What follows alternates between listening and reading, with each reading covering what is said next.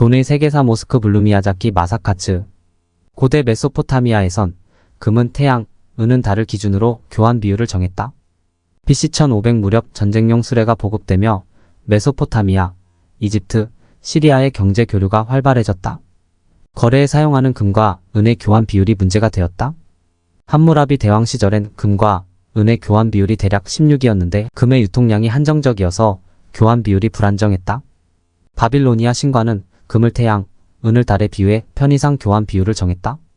태양년 한 해 동안 13.5번 달의 위상 변화가 나타나 금을 은 13.5와 교환하는 비율이 타당하다고 여겼다.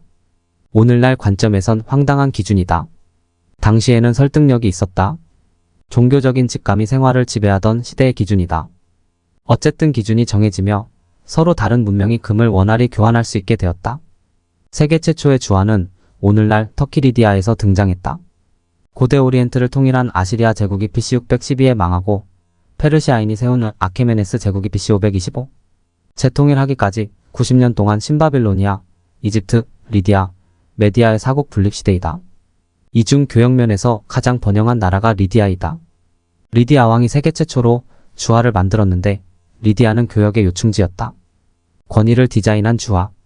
그리스에선 풍부한 은광 덕분에 은을 주요 통화로 사용하고 금은 주로 장식용으로 사용했다. 그리스 이후 이 지역을 지배한 알렉산드로스 대왕은 동방 원정에 나서며 자신의 초상을 새긴 금화를 대량으로 주조하여 제국에 유통한다. 왕으로서 자신의 모습을 인지시키기 위함이다. 알렉산드로스 대왕 이후 주화의 표면에 왕의 얼굴을 새기는 관습이 자리 잡았다. 왕의 모습은 신을 본떠 만들었다. 헬레니즘 시대에는 돈이 과거 페르시아 제국과 그리스 세계로 퍼져나갔다.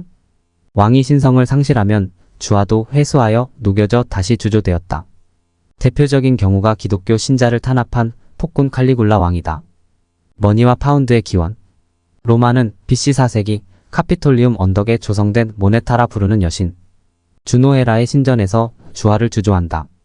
모네타는 영어의 머니머니의 어원이 된다. 영국의 화폐 단위 파운드는 로마에서 보석과 기금 속 무게를 재는 단위인 리브라에서 유래한다. 참고로 리브라는 로마 여신의 소유물을 가리키는 명사이다. 로마의 여신 주노는 바람기 많은 남편 주피터 제우스 때문에 소가리를 하고 남편이 만든 수많은 자식을 구박했다. 그래서 모네타는 경고하는 여자란 의미를 지니게 된다. 머니라는 말은 원래 교환의 매개가 되는 돈을 욕망을 채우는 수단으로 낭비하고 많은 인간에게 경고하기 위해 만들어지지 않았을까? 모네타 돈의 경고. 정부가 주도하는 재정 금융 정책의 유효성을 주장한 케인즈 학파를 비판하고 시장 메커니즘의 금융으로 화폐 공급 정책을 주장한 프리드먼의 주장을 통화주의라 하는데 프리드먼 학파의 주장에 따라 미국의 레이건 대통령이나 영국의 대처 총리가 펼친 신자유주의 경제 정책이 100년 만에 한 번 발생할 금융위기를 불러왔다. 이는 모네타의 경고를 가슴 깊이 새기라는 깨달음이 아닐까? 이자는 죄악이라는 통념. 고대 사회에서 돈은 단순한 물건으로 간주하여 교환의 매개로만 사용되었고 이자를 받는 행위는 돈의 용도가 아니라 생각했다. 이자에 대한 이러한 사고방식은 기독교와 이슬람교에서도 마찬가지이다. 코란에는 알라께서 장사는 허락하셨으나 우리 뇌부는 금지하셨다라고 서술하고 있다. 중세 유럽 교회도 이자를 부정한 죄로 간주했다. 세익스피어의 베니스의 상인처럼 대부업자는 냉혹하고 무정하다는 인식이 널리 퍼져 있었다. 각인화폐와 주조화폐 서양과 중국 화폐의 차이. 주화는 두 종류, 소아시아에서 탄생한 각인화폐와 중국에서 탄생한 주조화폐로 나눌 수 있다. 1. 각인화폐는 금, 은이란 귀금 속의 가치를 보증하는 각인을 지배자가 새긴 돈으로 많은 문명이 각인 화폐 제도를 선택했다. 교역 과정에서 만들어진 돈이다. 이 주조화폐는 가공하지 않은 청동처럼 가치가 없는 재료에 신의 대리인으로 칭하던 황제가 그 권위로 가치를 부여한 돈으로 추상적 성격이 높다. 정치적으로 만들어진 돈이다. 중국의 주화는 강제력이 없이 유통되기 어려웠다. 중국의 돈은 통치자의 신용에 의존하는 오늘날의 화폐와 일맥상통한다. BC 221 중국을 통일한 진의 시황제는 둥근 동전 가운데 네모난 구멍이 난 반량전으로 돈을 통일한다. 한국이나 일본도 반량전을 동전의 본보기로 계승한다. 중국의 돈은 형태 자체로 황제의 지배를 형상화하는 추상적 의미가 있다. 바깥쪽의 원은 둥근 하늘 을, 안쪽의 사각형 구멍은 네모난 땅을 나타낸다. 중국에서 돈의 재료는 조개에서 청동, 동으로 변화했다. 재물제, 재화와 살, 매, 재물자 등의 조개 폐변이 붙은 까닭도 이 때문이다. 인도주화의 기원. 인도 문명권의 돈 단위는 루피인데 루피는 힌두어로 은화를 뜻하는 루피아 RUPI와 예를 영어식으로 표현한 단어이다. 인도 이외에도 파키스탄, 네팔, 스리랑카에서도 루피란 호칭을 사용한다. 인도네시아 루피아도 같은 계열이다. 돈을 통해 인도 문명권의 확대를 이해할 수 있다. 거대 이슬람 상권을 뒷받침한 돈. 비잔틴 제국과 사산조 페르시아 왕국이 격렬한 전쟁으로 공멸하고 이슬람교로 하나가 된 아라비아 유목민이 세계 대륙에 걸쳐 이슬람 제국을 건설한다. 이슬람교도의 대정복운동으로 옛 지중해 세계는 남북을 분열되고 이베리아 반도에서 북아프리카, 인더스강 유역까지 이르는 대제국이 등장한 것이다. 이슬람 제국은 금화를 사용하는 이집트, 시리아의 금, 경제권과 은화를 사용하는 페르시아의 은, 경제권을 계승해 금은 폭본이제 제체를 정비한다. 초기 이슬람 제국의 돈은 비잔틴 제국의 금화와 청동화, 사산조 페르시아의 은화를 복제한 모조품이다. 음부적으로 발달한 수표. 이슬람 제국의 대규모 교역은 산출량이 많은 은이 뒷받침한다. 은 주산지는 이란의 호라산 지방과 실크로드의 중심인 소그드 지방이다. 10세기 들어 자원 고갈과 은을 재련하는 목재의 고갈로 은 산출량이 단숨에 감소한다. 금화와 은화의 부족이 심해지자 제국의 경제 규모를 유지하기 위해 금융업자가 어음을 대량으로 유통하게 된다. 바그다드에서 발행한 수표는 북아프리카 모로코에서 현금으로 바꿀 수 있다. 이윽고 이슬람 상인이 사용하는 어음과 수표는 이슬람 상인과 거래하는 베네치아, 제노바 등 이탈리아 상인 사이에서도 받아들여지게 된다. 은화로 세워진 프랑크 왕국과 바이킹. 7-8세기 이슬람의 대정복운동으로 지중해, 북아프리카, 이베리아 반도가 이슬람권이 되자 세계사의 대전환이 일어난다. 이 과정에서 기독교 세계의 중심은 알프스 이북으로 이동한다. 751년 알프스 이북을 통일한 프랑크 왕국에선 기존 로마 제국의 금화에서 벗어나 은화로 화폐를 통일한다. 금화를 중심으로 한 비잔틴 제국에서 경제적 자립을 도모한다. 비잔틴 제국은 누비아의 금이 여전히 들어왔기에 금화를 주요 통화로 이용하지만 중세 유럽은 은화의 시대였다. 프랑크 왕국이 돈을 은화로 통일한 이유는 1. 국내에서 은이 풍부하게 산출되었다. 2. 국내 거래가 소규모라 금화보다 은화가 이용하기 편리하다. 3. 지중해 무역을 지배하던 이슬람 상인이 주로 은화를 사용한다. 이 시기 서유럽 세계와 비교가 되지 않을 정도로 큰 규모로 무역 활동을 하던 또 다른 세력은 발트해 연안의 바이킹이었다. 바이킹은 모피, 가죽, 벌꿀, 노예 등을 팔고 이슬람의 은화, 향신료 등 동방에 진기한 상품을 대량으로 수입했다. 바이킹은 은을 쌓우 무덤의 부장품으로 안장했다. 그래서 이슬람의 은화가 가장 많이 출토되는 지역이 스웨덴의 고틀란드 섬이다. 이탈리아 왕국과 은행의 성립. 은행의 기원은 12-14세기 이탈리아 여러 도시의 은행에서 볼 수 있다.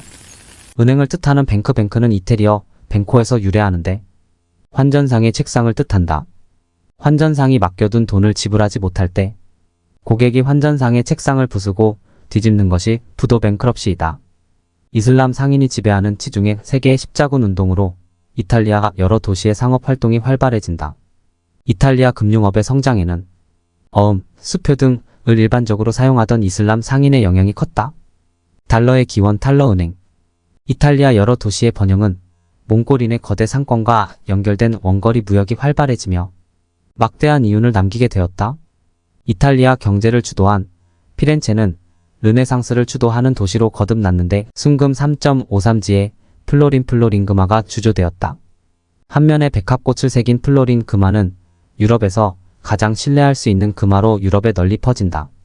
이 플로린 금화와 동등 가치를 지닌 돈이 수는 35지의 대형 탈러 THANL이아르나였다. 이 돈이 훗날 달러란 화폐 호칭의 기원이 된다. 환전으로 부를 쌓은 메디치 가문과 산 조르즈 상회. 피렌체를 대표하는 금융업자 메디치 가문은 유럽 각지의 도시를 거점으로 환어음 발행과 결제로 거액을 벌어들인다. 당시 교회가 이자를 금지하던 시기였는데 메디치 가문은 환전이란 명목하에 이자를 챙겼다. 이런 꼼수로 성공을 가두어 로마 교황청의 재정 관리를 맡고 1족에서 2명이나 교황을 배출한다. 몽골 제국과 활발한 교역을 하던 제네바에서도 1407년 도시 채권을 보유한 상인을 하나로 규합한 조르즈 상회를 설립하여 출자금을 거두었다. 동이 부족해 만들게 된 세계 최초의 지폐 마이너스 지폐는 송나라 때 출현한다. 중국은 푹송 960-1127 시대에 도시가 성장하고 상업이 발전해 동전 발행량이 당 시대에 비해 10배 급증한다. 송의 동전은 동남아시아, 일본 등지에서도 사용되는 등 아이사 공통 화폐로 자리매김한다. 동의 산출량이 부족해 원료 부족 사태에 직면하여 스촨 등지에서 철전을 사용하기도 했으나 너무 무거워 상거래에 적합하지 않았다. 이후 남송에서는 교자란 지폐를 발행한다. 송을 계승한 원에서는 주화 사용이 금지되고 돈은 정부가 발행하는 교초란 지폐로 통일한다. 몽골 제국은 아바스 제국, 금, 남송을 정복하고 유라시아 동서에 걸친 몽골 제국을 건설한다. 몽골 제국의 정치 경제의 두 중심은 원의 대도 베이징화, 일칸국의 타브리즈 TABRIG-1이란이었다. 몽골 제국은 두 개의 경제권을 가진 나라였다. 이슬람 세계로 다시 흘러들어간 중국의 은. 원 제국 최대의 재원 국고 수입의 80%는 소금 전매 수입이었다. 즉 소비세이다. 정부 수입의 80%는 은으로 모았다. 중국이 거두어 들인 막대한 은은 유라시아 각지 몽골 왕족에 분배된다. 중국은 지폐인 교초를 유통했기에 은이 필요하지 않았다. 중국에서 생산한 대량의 은은 고갈로 고심하던 이슬람 세계로 흘러갔다. 은 부족으로 허덕이던 이슬람 경제는 13세기 원에서 넘어온 은으로 안정을 찾는다. 유라시아 전역의 은이 고스란히 이슬람으로 이동했다. 팽창하는 돈과 투자와 투기. 돈을 통한 세계사를 볼 때 주목할 계기는 신항로 개척 시대이다. 신항로 개척 이후 상업혁명과 가격혁명이 동시에 일어나고 유산층의 자금이 넘쳐나며 중세에 금지된 투자와 투기가 일상이 되었다. 투자는 이익을 목적으로 사업 등에 돈을 투입하는 행위이고 투기는 미래의 가격 변동을 예상해 가격 차이에서 생기는 이익을 얻기 위한 매매 행위이다. 투자는 장기적인 전망을 보고 결정하는 행위이고 투기는 단기적 감에 맡기는 행위라는 점에서 큰 차이가 있다.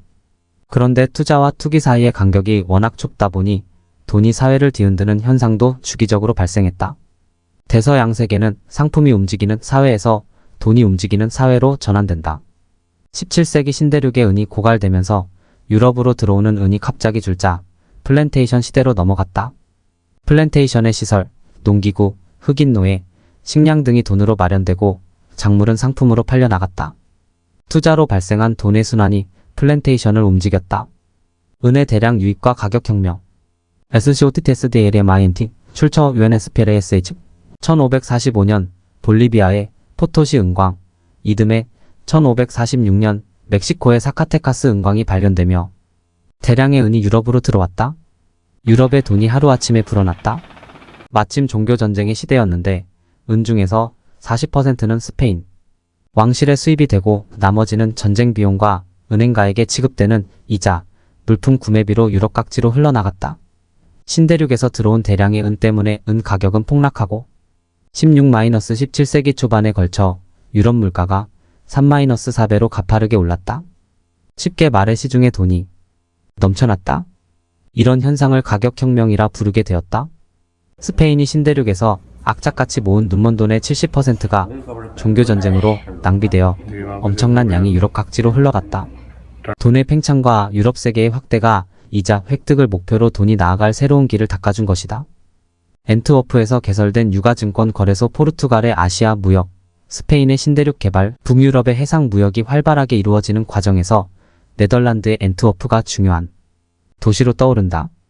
스페인의 카디스항, 포르투갈 리스본항에서 신대륙과 아시아를 향해 수출된 네덜란드와 독일의 섬유 제품, 북유럽과 러시아의 상품은 앤트워프 항구에서 적재되었다. 여류 자금이 흘러넘치자 앤트워프에서 유가증권 거래가 활발해진다. 아시아의 앤트워프 국제항 마닐라. 16세기 아시아의 앤트워프 자리를 꿰찬 마닐라는 아시아의 국제항으로 신대륙의 막대한 은이 명으로 흘러들어가는 창구가 되었다. 마카오를 창구로 삼은 포르투갈, 마닐라를 창구로 삼은 스페인은 중국으로 향하는 거대한 은의 흐름을 만들었다. 송나라 시대 은 부족이 심해지며 지폐로 교자, 교초돈 부족을 극복한 중국에게 은의 유입은 호박이 덩굴채 들어온 상황이었다. 명은 은의 대량 유입으로 기존 동전을 대신해 은으로 세금을 징수하게 된다. 16세기 말 치세와 인두세를 일괄적 은으로 징수하는 일조편법이 탄생한다. 세계적 규모의 은유통이 중국 화폐 시스템을 지폐에서 은과 동전의 조합으로 변모시킨다. 청어가 키운 조선업과 네덜란드의 번영. 17세기 스페인 포르투갈을 대신해 해상 패권을 장악한 나라는 네덜란드였다. 네덜란드는 청어 해린가 가져다준 부와 우수한 뱃사람, 대량이 어선을 제조하는 과정에서 축적된 조선업을 무기로 패권 확립에 성공한다. 기독교에선 부활절 40일인 사순절은 육식을 금하는데 이 기간에 온 유럽에서 청어를 식탁에 올린다. 엄청난 수요의 대규모 어업으로 조선업이 번창해졌다. 암스텔담이 쌓은 부는 청어뼈 위에 세워졌다고 할 수 있다. 세계 최초의 주식회사, 네덜란드 동인도 회사. 1602년 등장한 동인도 회사 VOC는 희망봉에서 마젤란 해협에 이르는 광대한 지역에서 무역, 식민, 군사 독점군을 얻었다. 동인도 회사는 일약 네덜란드 경제의 중심으로 떠올랐다. 섬유산업의 기술 혁신에서 시작된 산업혁명. 18세기 영국의 주력 상품은 17세기 말에 동인도 회사가 인도에서 수입한 면직물 켈러코였다. 면직물이 들어오자 영국의 전통산업인 모직물 양모업자들이 자신들의 밥그릇을 지키기 위해 나섰다. 영국 의회는 1700년 인도산 면직물 수입과 사용을 금했다. 그러바 영국에서 생산된 면직물 상당수는 수출길에 올랐고 전 세계에서 환영을 받았다. 대서양 세계의 세계 상품으로 자리를 차지했다. 말 그대로 위기를 기회로 바꾼 셈이다. 인도산 면직물 수입 금지는 영국 내에서 수출용 면직물 공업을 육성하는 결과로 나타나고 서인도 제도에서 재배된 면화를 원료로 하는 면직물 생산이 노예 무역 강인 리버풀의 배우지였던 랭커셔지 방에서 급성장했다. 섬유 관련 기계의 발명과 개발 등 다른 산업에도 영향을 끼쳤다. 선반 등을 만드는 공작기계가 줄줄이 발명되어 1820년대에는 기계 제조도 하나의 공업 부문으로 독립한다.